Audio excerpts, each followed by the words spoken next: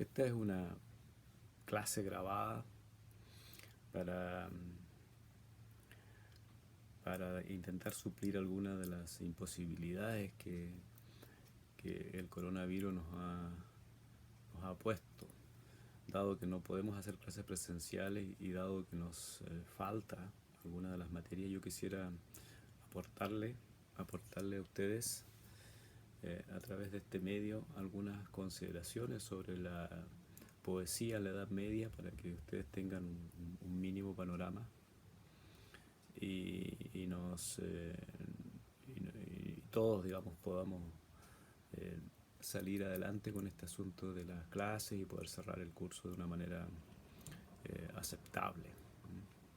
Les cuento, la, la Edad Media es un periodo que va, dicen los historiadores, entre el año 476 y el año 1453. ¿Mm? El asunto está en que la, la caída del Imperio Romano, acontecida en el año 476, se marca como el fin de la Edad Antigua y el comienzo de un largo periodo de prácticamente 1000 años que en el mundo occidental se conoce como la Edad Media. En este periodo hay dos momentos. Está lo que se llama la Alta Edad Media y la Baja Edad Media. Eh, la Alta Edad Media se ubica aproximadamente entre el siglo V y X, y la Baja Edad Media va entre los siglos XI y XV. Todas estas fechas son más o menos aproximadas, se entiende, porque todos los periodos de algún modo se superponen entre sí. Pero la alta Edad Media, es decir, la primera parte de la Edad Media, en realidad está caracterizada por el derrumbe del Imperio Romano, por la fragmentación del antiguo imperio y la lenta transformación de las antiguas provincias romanas en reinos independientes que a la larga, con el correr de los siglos, van a formar países como Francia, como España, como la misma Italia, Rumania, en fin. Eh, claro, es un periodo poco conocido, por lo menos para nosotros, poco conocido. Eh, la caída del Imperio Romano significó el fin de su sistema de control, de su burocracia, en fin, y su reemplazo esencialmente por la Iglesia Católica. La Iglesia Católica es una de las instituciones centrales, principales, que van a marcar toda la Edad Media. Eh, de un modo u otro, la Iglesia Católica va a ser la rectora del mundo cultural y del mundo espiritual medieval. Por supuesto, con muchas variantes. Uno podría creer que la Edad Media fue regida por una iglesia muy ortodoxa, pero la verdad es que no fue tan así. Eh, una de las cosas que hay que entender de la Edad Media es que se produce en este mismo periodo la emergencia, expansión y consolidación del islamismo o de la cultura islámica, que si bien no se desarrolla en Europa, amenaza a Europa, o por lo menos los cristianos lo ven así, puesto que la expansión musulmana sí afectó territorios europeos, toda vez que en el año 711 cruzaron los musulmanes hacia, hacia lo que ahora es España y ocuparon más de la mitad de lo que es la península ibérica y fundaron reinos musulmanes que tuvieron una enorme influencia en la España medieval y hasta los días de hoy, digamos. Y de hecho muchas palabras de nuestro español provienen del mundo musulmán. todas las palabras que empiezan con la sílaba al son de origen musulmán, como almohada, almud, alcalde, por ejemplo. Alcaide también. Eh, pero también los musulmanes fueron importantes, no solo porque fueron una amenaza, sino que porque a través de ellos llegó buena parte de la cultura griega antigua. Mucho conocimiento de la filosofía de Aristóteles o de Platón llegó a través de los musulmanes. ¿Mm? Y a través de ellos se conocieron en Europa. Eso es un asunto que daría para una clase especializada con un historiador. ¿Mm? Pero sí hay que entender que el, el contacto entre el cristianismo y el islamismo, o entre el cristianismo y el mundo musulmán, fue sumamente relevante, eh, porque eso cambió de alguna medida la visión de los europeos. Eh, ¿Cuándo se produjo el contacto? Bueno, por el lado español ya desde el año 711, pero por el resto de Europa, es decir, lo que hoy día sería Alemania, Francia, ¿cierto? Italia, eh, el gran contacto se produjo entre el año 1096 y el año 1270. ¿Qué ocurrió en esos años? En esos años sucedieron 8 cruzadas. 8 cruzadas. Ejércitos cristianos intentaron ocupar, y de hecho ocuparon por un buen tiempo, zonas de lo que hoy día se conoce como el Oriente Medio, básicamente lo que hoy día es Israel y Siria, eh, con el objeto de, se suponía, de recuperar el Santo Sepulcro que había caído en manos de los musulmanes. Fueron guerras sangrientas realmente. Una de las cruzadas fue básicamente una cruzada de niños que terminaron todos muertos o convertidos en esclavos. Pero también fue una oportunidad de intercambio, de negocios. Entonces las cruzadas ejercieron también un efecto civilizatorio en la Europa medieval.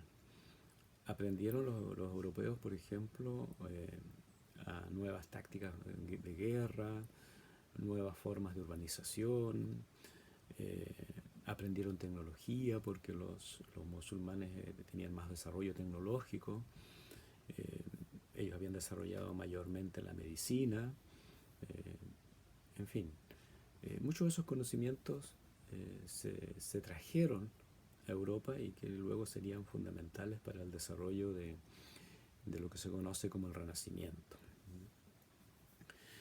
El, lo que importa para nosotros en este momento es sobre todo lo que acontece en la Baja Edad Media. Le decía yo que la Baja Edad Media los historiadores la sitúan entre los siglos XI y XV, es decir, más o menos desde el año 1000 hasta 1500 aproximadamente. ¿Por qué? ¿Por qué es importante la Baja Edad Media para nosotros? Primero porque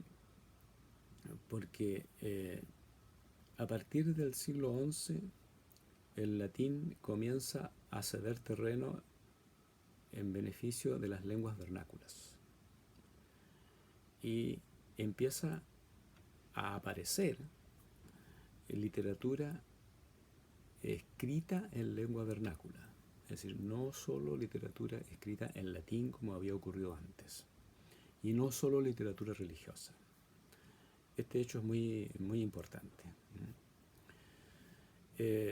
Si bien la Iglesia sigue teniendo un rol determinante, la complejidad del mundo medieval europeo da paso a formas de vida que ya no están todas completamente regidas por la Iglesia. El antiguo sistema basado esencialmente en las abadías como centros de irradiación de cultura, como había sido en la Alta Edad Media, comienza a ceder paso a la emergencia de pequeñas ciudades que luego van creciendo, creciendo, y a la emergencia y la consolidación del sistema feudal, que es en la práctica una especie de réplica de las antiguas abadías, pero ahora no por religiosos, sino por personas seculares.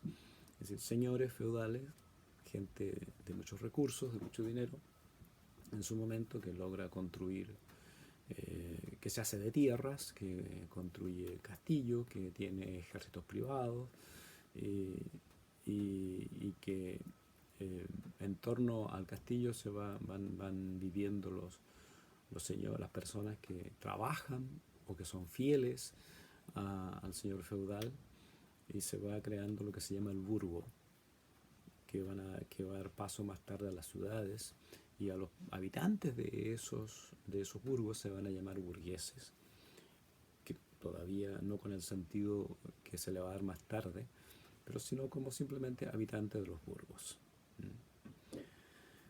Eh, en la Baja Edad Media aparecen las primeras universidades. En el año 1088, fíjense, en el año 1088 se funda la primera universidad europea. Es la Universidad de Bolonia,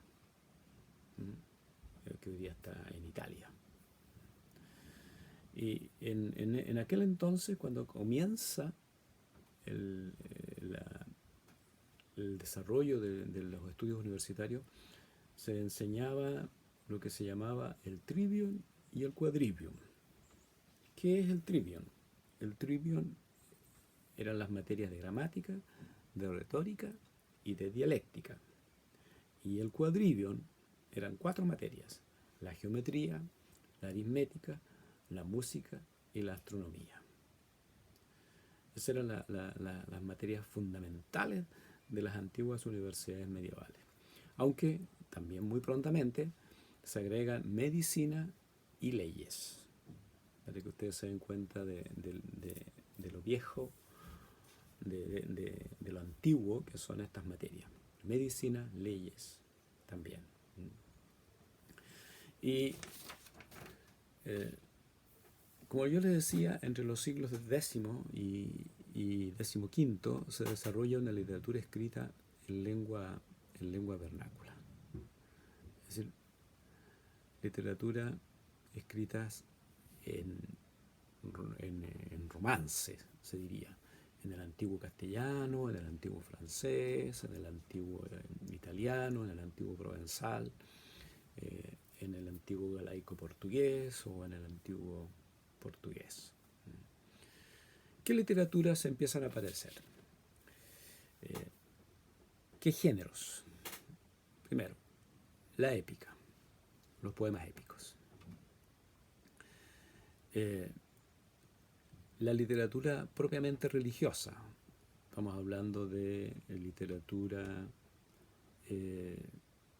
diseñada para contribuir a la evangelización o para contribuir al mantenimiento del espíritu sagrado, vamos a decirlo así,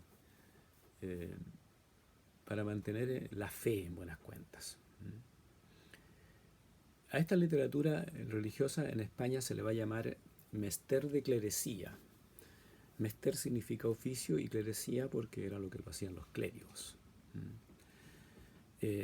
A eso hay que añadir una literatura didáctica que está muy cercana a la literatura religiosa, pero que en realidad no toca temas religiosos estrictamente, sino más bien cuenta historias que tienen una finalidad de educar con determinados valores que normalmente también son valores religiosos.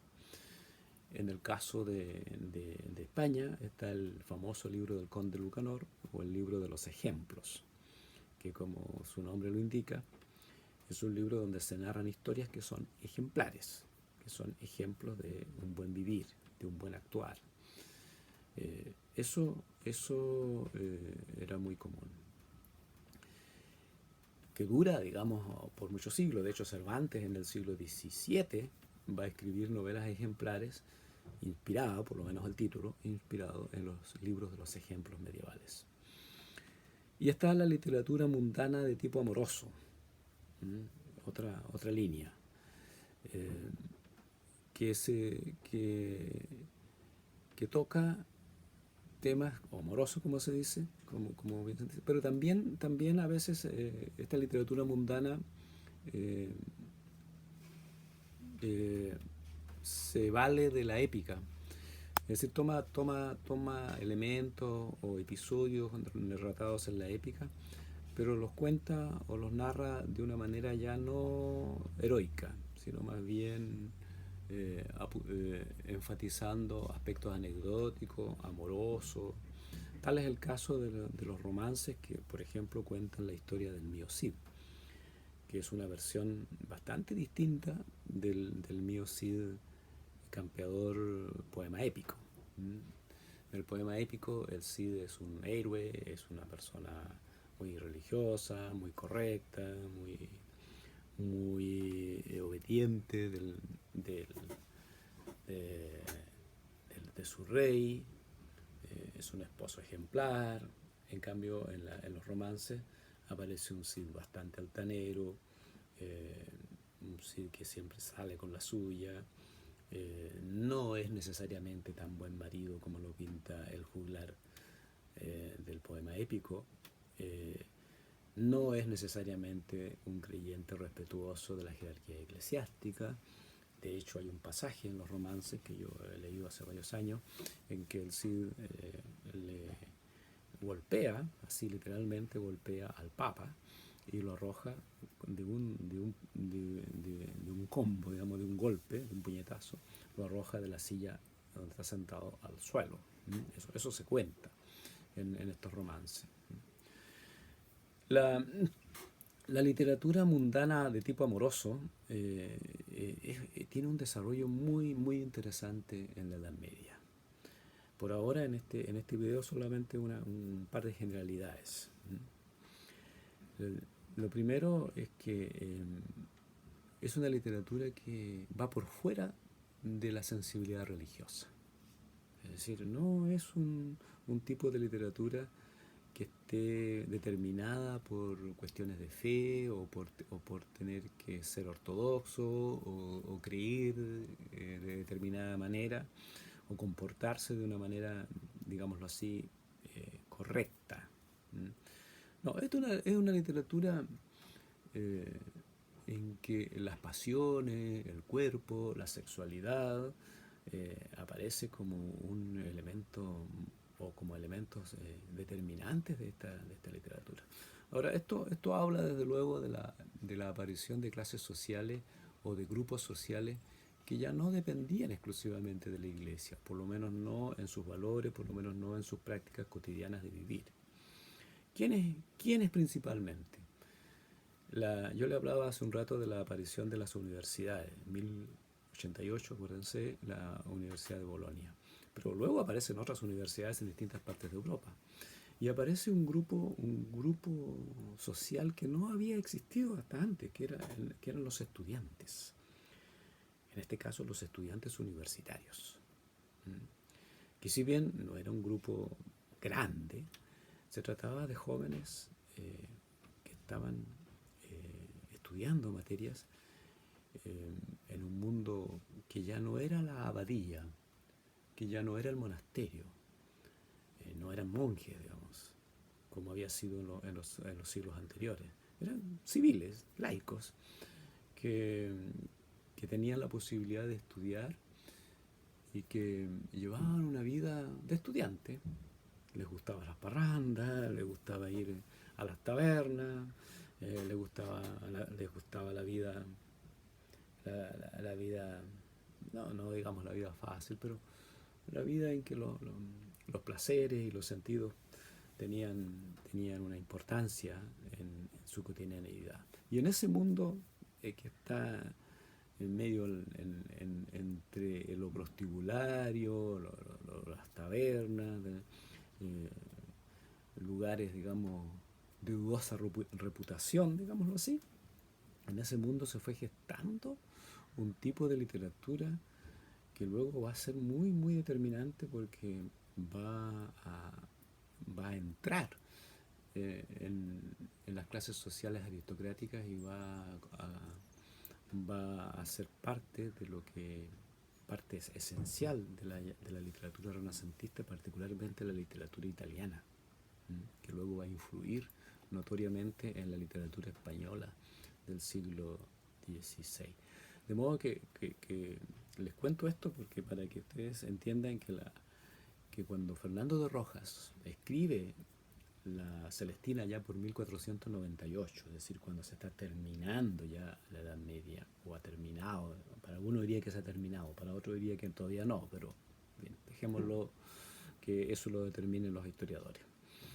Eh, o sea, no es una invención de él, no es una rareza. Él en realidad se cuelga de una tradición, de la tradición de la literatura mundana, que ya trae por lo menos 4 o incluso 5 siglos de historia. Él cuando escribe la Celestina es estudiante de la Universidad de Salamanca. Y él dice que en un periodo de vacaciones de 15 días, habrá sido una cuarentena a lo mejor, escribe la Celestina. Entre paréntesis, se dice que Shakespeare en una cuarentena que hubo en, en Inglaterra, escribió 2 obras en una cuarentena, imagínense. Así que hay que aprovechar las cuarentenas para escribir buena literatura. La, una de las características de esta poesía mundana, le decía yo, es el tema amoroso, en sus distintas formas, ¿eh? No solo el amor espiritual o el amor platónico, sino el amor muy, muy, muy físico, muy, muy, muy corporal. Es una poesía muy sensual desde ese punto de vista. Vamos a hablar en otro video con más detalle de esto cuando me refiera a la Carmina Burana y a la poesía de, de François Villon.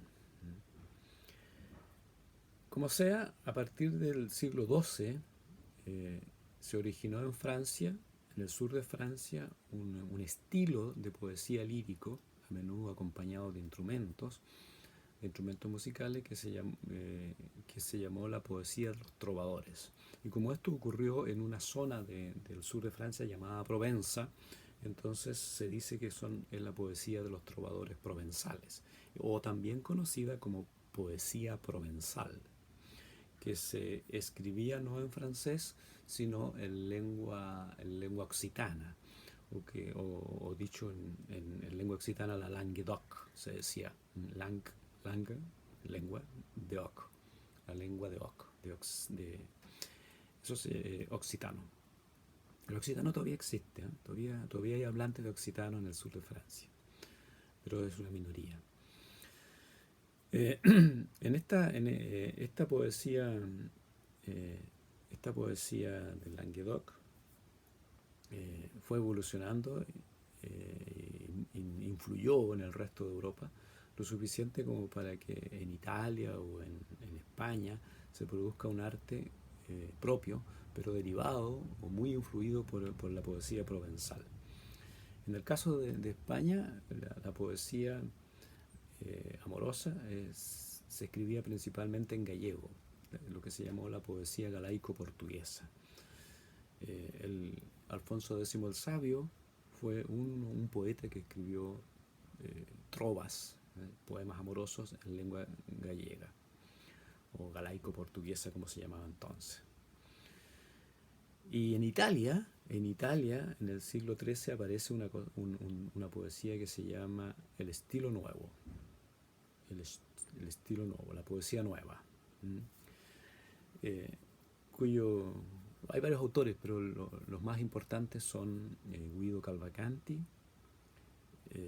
Dante Alighieri y por supuesto el gran Francesco Petrarca.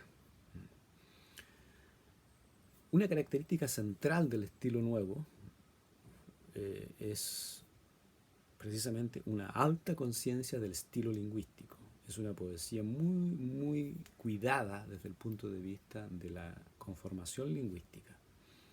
No es una poesía, eh, digamos, tosca o ruda, como de alguna manera es la poesía épica de los siglos anteriores. Esta es una poesía muy, muy cuidada, eh, que habla más bien de una sensibilidad desarrollada, de autores que de algún modo se han ido profesionalizando. Quiero decir que se han ido dedicando centralmente a la literatura,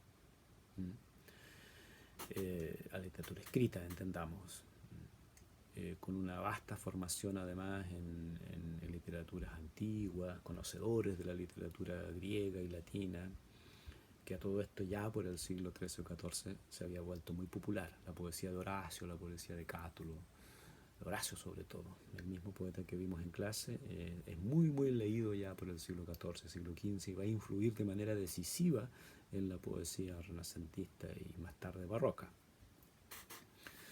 Eh, Le decía, otra, una característica es justamente una alta conciencia del estilo, del estilo. Pero tal vez el tópico que más influyó en la poesía posterior, en, eh, digamos, la poesía, estoy hablando del nuevo estilo italiano, siglo XIII, XIV, siglo XIII principalmente, es la eh, configuración de la imagen femenina, llevada al más alto grado de idealización, lo que se conocía como la donna angelicata, ¿ah? O sea, la dueña angélica, angélica en el sentido de ser como un ángel. ¿Mm? Esa es la idea, la donna angelicata. Eh, la imagen, el tópico, básicamente es así. La mujer es joven, de una belleza extrema, con los criterios de belleza de la época, ciertamente, pero esta belleza corporal, en última instancia, es el reflejo de un alma pura. De manera que el amado, que se siente obnubilado por la belleza de esta mujer, en realidad, eh, a través de esta belleza, accede a un vínculo con la divinidad, y en cierto modo es una forma de alejarse de las pasiones mundanas. O sea, la paradoja es que siendo una poesía entre comillas mundana, eh, el enamoramiento hacia una mujer de extrema belleza idealizada aleja al hablante masculino de las pasiones mundanas. Es como, es como una versión de la poesía religiosa antigua que también buscaba, digamos, el, el acercamiento con Dios y el alejamiento de las pasiones mundanas, pero ahora a través de la figura femenina. Eh, esto es muy importante porque va a influir decisivamente en la literatura caballeresca. La narrativa caballeresca de los siglos XIV, XV, sobre todo de los XV y XVI, va, va a explotar al máximo esta imagen de la mujer bella, de la cual se enamora el caballero andante, y por esa vía emprende acciones heroicas y a la vez se dedica solo a ella en una actitud cuasi religiosa, no teniendo ojos para otras mujeres. Esto se ve muy bien en el Quijote, que es una obra de 1605 y de 1615, para que ustedes se den cuenta del impacto que tuvo este tipo de literatura escrita en el siglo XIII o XIV, y que 200 o 300 años después seguía siendo muy, muy relevante en la conformación no solo de la poesía, sino de la novelística moderna, como es el caso de Cervantes. Eh, Ciertamente estamos hablando de un mundo donde ya lo heroico o lo religioso no son necesariamente el centro. Lo religioso se ha ido convirtiendo en una especie de cáscara, de formalidad, a través de la cual emergen las pasiones o emerge el amor por la mujer. Hasta aquí voy a llegar en este momento como una visión general para que ustedes más o menos ubiquen el contexto de Carmina Burana y de la poesía de François Villon. Este video lo he estado grabando en el escritorio de mi propia casa. Entonces ustedes pueden ver detrás seguramente, están todos los libros, los muchísimos libros. No me los he leído todos, pero casi todos. Eso sin contar los libros digitales que tengo. Así que por el momento hasta aquí quedo y espero que estén bien. Ya les contaré en algún momento más sobre literatura y sobre la relación entre la literatura y la peste, que es un tema apasionante.